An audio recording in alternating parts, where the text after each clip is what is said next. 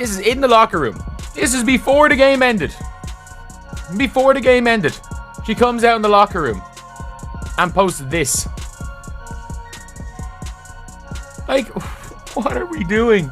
Sitting there and I'm thinking to myself, is anybody on this team gonna stand up for Caitlin Clark? JC Sheldon grabbing Caitlin Clark all game, clawing at her. It's like tonight was a brawl, folks. Tonight was a brawl, and I'm sitting there, I'm like, is anybody on this team going to stand up for? And Sophie Cunningham. You're not prepared for this level of spicy drama because when Sophie Cunningham lost it, she didn't just clap back. Instead, she went full Avengers mode on the entire Sun team. Buckle up, this one is hotter than Angel Reese's Twitter feed. What happens when Sophie turns into a one-woman wrecking crew and bodyguards Caitlin Clark like it's her sworn WNBA mission? Oh, just a complete meltdown on the court, chaos in the Sun locker room, and Sophie handing out smoke like it's buy one get one free. And let's start with the play that set off the entire night. So as you guys can see here, JC Sheldon is guarding Caitlin Clark. She swipes her in the eyeball. Caitlin Clark nudges her off because JC stays in her face.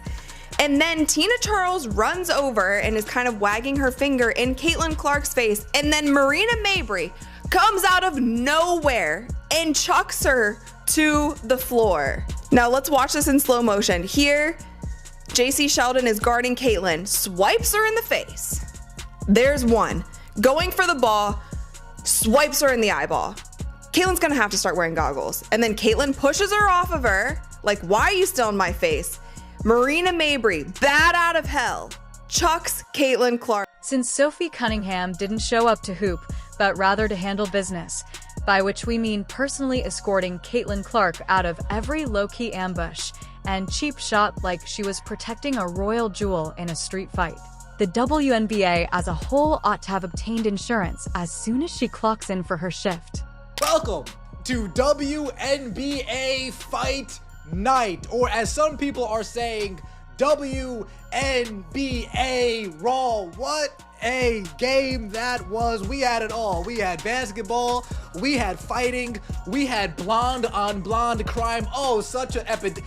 Oh, goodness. But at the end of the day, it resulted in an Indiana Fever W. 88-71, taking care of business. After the whistle blows, you bump Clark. Congratulations. You've unleashed the full force of a professional enforcer with a jump shot and no consideration for your safety. Forget teammates, Sophia is moving like a Secret Service agent who doubles as a demolition crew. You try to elbow Caitlin Boom, and Sophia teleports in like a WWE Tajin, ready to destroy your shoe deal and your dental alignment in one move. Let's start here. This is, of course, Sophie and Sheldon going down the floor.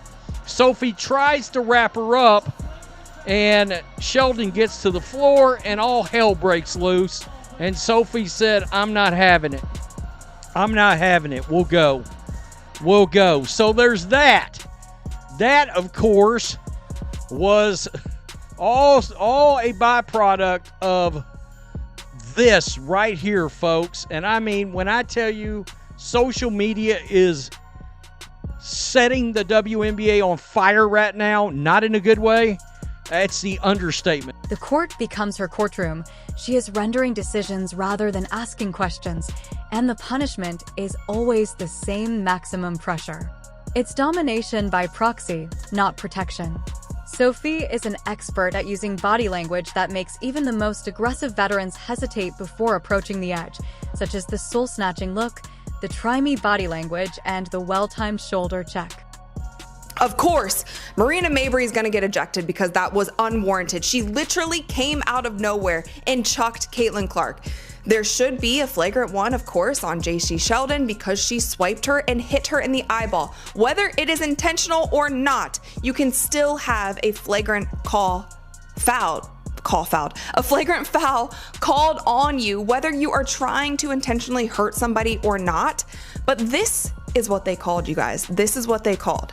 Caitlin Clark, Marina Mabrey, Tina Charles were assessed with technical fouls on Tuesday. Caitlin, Marina, and Tina Charles. Technical fouls. That's it. Technical fouls. That's it. And JC Sheldon was assessed with a flagrant 1 foul, and no players were ejected. She expects the drama as if she's been reading the other team's group chat all week, and if there's even the slightest hint of animosity, she's already incoming.